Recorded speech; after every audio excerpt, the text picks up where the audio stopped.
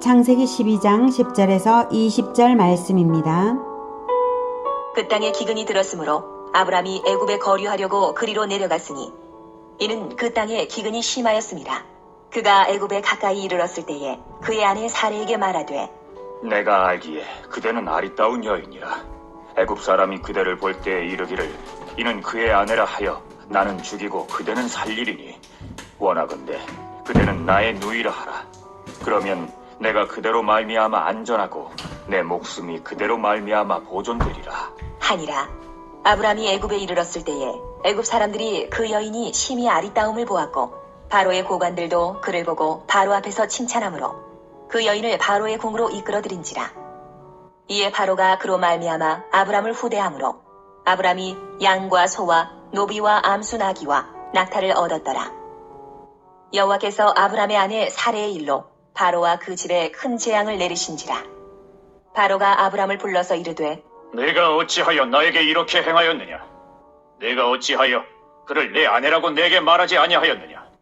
내가 어찌 그를 누이라 하여 내가 그를 데려다가 아내를 삼게 하였느냐?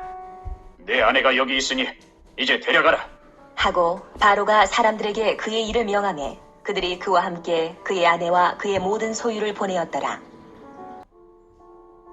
사랑하는 형제 여러분, 5월 12일 화요일 예수제자교회 새벽 묵상에 잘 오셨습니다. 어제 9절까지는 아브라함이 언약을 받아 믿고 순종한 것을 보았습니다. 그런데 오늘 10절부터는 믿음이 흔들리고 큰 실수를 범한 것이 나옵니다. 10절에 가나안 땅에 기근이 들었어요. 그래서 나일강이 있어 물이 풍성한 애굽에 잠시 거류하려고 떠납니다.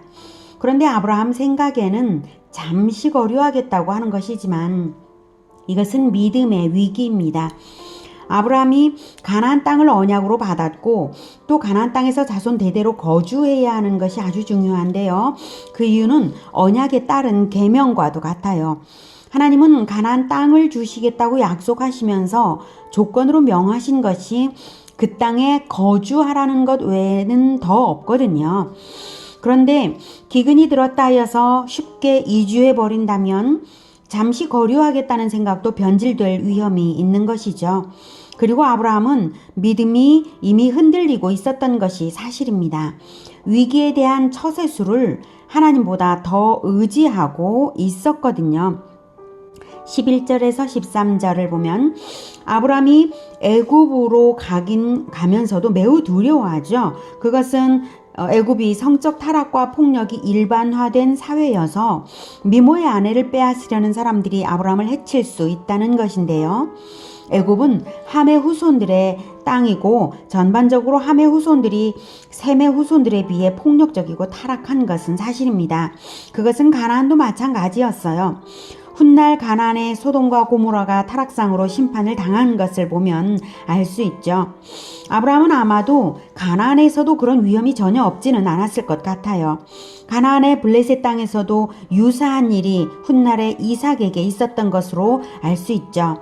다만 애굽은 아브라함이 이제 막 들어가는 것이고 아주 낯선 이주민으로 살아가야 하기에 더욱 염려스러웠을 거예요.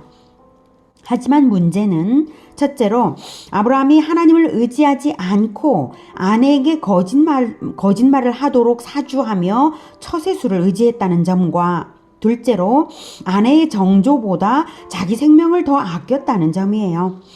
보통 사람에게도 아내의 정조는 생명처럼 귀한 것 아닌가요?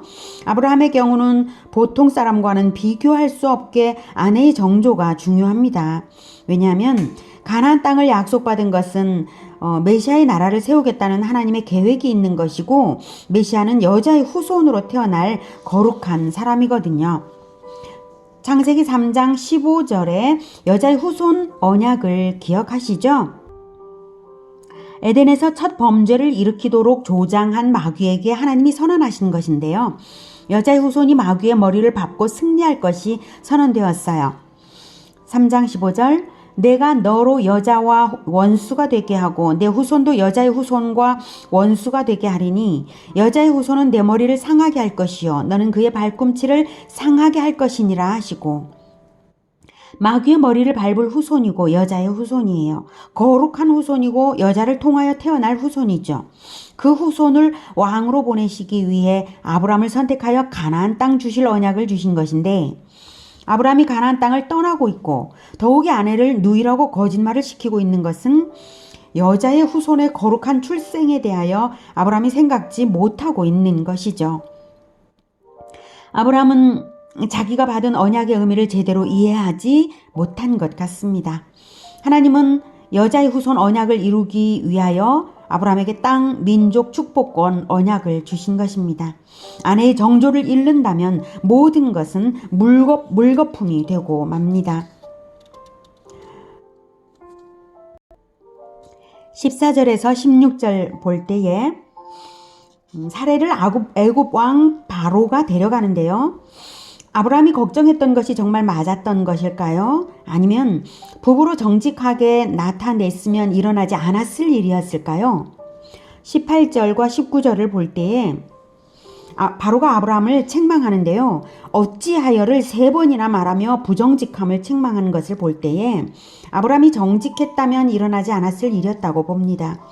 아브라함이 지나친 염려와 부정직한 꼼수로 오히려 위기를 초래한 셈이죠.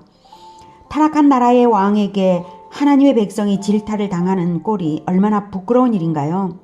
우리에게는 이렇게 세상 사람들에게 질타를 당할 일이 없기를 축복합니다.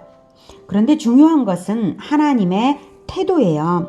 17절 여호와께서 아브라함의 아내 사레의 일로 바로와 그 집에 큰 재앙을 내리신지라.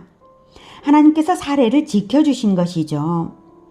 가장 중요한 초점 2가지, 그중 하나는 하나님이 사례를 비상하게 보호하고 계시다는 것과 둘째로 아브라함을 성장시키고 계시다는 것입니다. 첫째 초점에 대해 더 말하자면 하나님이 사례를 보호하고 계시는 행동이 아주 특별한 것입니다. 성경에서 하나님은 범죄를 심판하시는 분이시지 범죄가 저질러지기 전에 일일이 가로막는 일이 없으세요. 그런데 사례의 경우에 사전에 바로의 가문에 큰 재앙을 내리셨다는 사실이죠. 바로가 범죄를 저지르기도 전에 말입니다. 정말 이상하지 않나요? 이런 일은 이삭의 아내 리브가에 대해서도 똑같이 일어나요. 하나님이 비상한 행동으로 사례와 리브가의 정조를 보호하시는 것은 바로 여자의 후손을 낳을 언약의 여자이고 유일한 여자이기 때문입니다. 여자의 후손은 예수 그리스도가 아니냐고요? 하나님은 언약의 대표자를 보실 때에 그 대표자의 모든 소속을 언약의 당사자로 보시는 것입니다. 에덴에서도 그렇게 하신 것처럼요. 에덴에서 아담과 맺은 첫 언약이 선악과 언약이었고 하와는 탄생 전이라 아담 안에 있었습니다. 선악과 언약을 하와가 어겼다는 것은 하와도 언약의 당사자라는 의미죠. 하나님은 온 인류 개개인들과 일일이 언약을 따로 체결하시는 것이 아니라 대표 한 사람과만 하시고 또 여자의 후손을 낳는 당사자는 아내이므로 부부가 연합되어서 언약 안에 있게 하신 것입니다.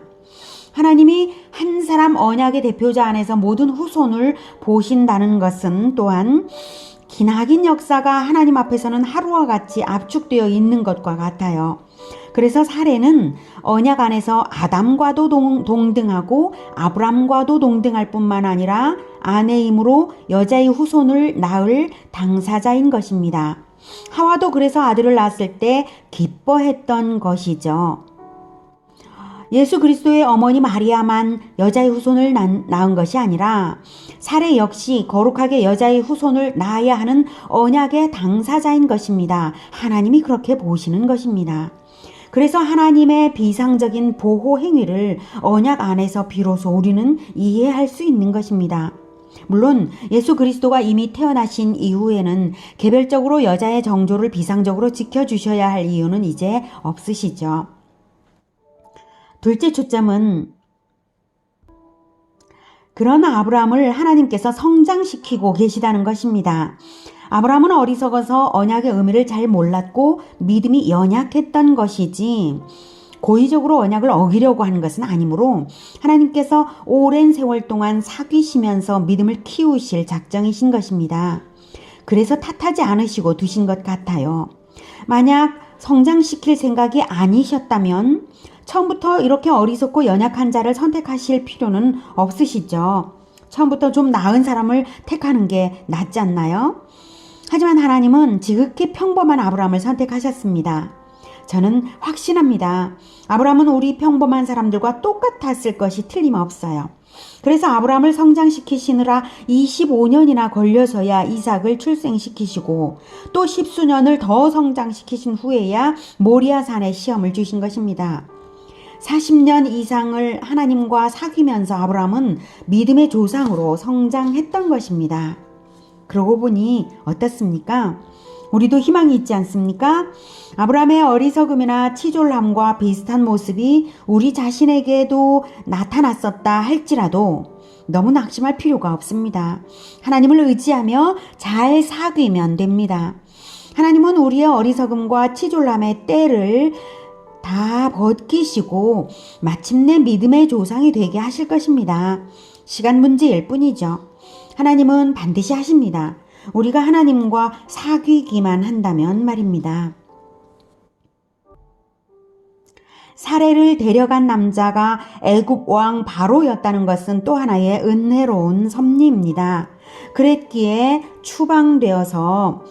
추방이라도 당하는 듯이 다시 가나안으로 곧 돌아올 수 있었던 것입니다. 오늘은 성경의 모든 언약 안에서 하나님이 우리를 동등한 당사자로 보아주시는 것과 또한 우리를 사귀시면서 믿음의 조상으로 성장시키시는 하나님을 만났습니다. 언약의 당사자 여러분, 믿음의 조상으로 성장하시는 나날 되시기를 축복합니다. 기도하겠습니다. 사랑과 은혜가 많으신 하나님, 너무나 연약한 아브라함을 선택하여서 믿음의 조상으로 성장시키시는 한 과정을 오늘 보여주셨습니다. 우리도 아브라함처럼 어리석고 연약합니다. 우리를 이 연약함 그대로 하나님께서 받아주시는 것 감사합니다. 그러나 하나님, 우리가 하나님과 잘 사귀면서 그 연약함과 치졸함과 어리석음의 때를 다 벗을 수 있기를 소망합니다. 이 모든 것을 하나님의 그 언약을 기억하면서 다 벗고 믿음의 조상으로 계속해서 믿음의 후손들을 낳을 수 있도록 인도하여 주시옵소서. 예수 그리스도 이름으로 기도드립니다. 아멘. 이어지는 시간은 개인 기도 시간입니다.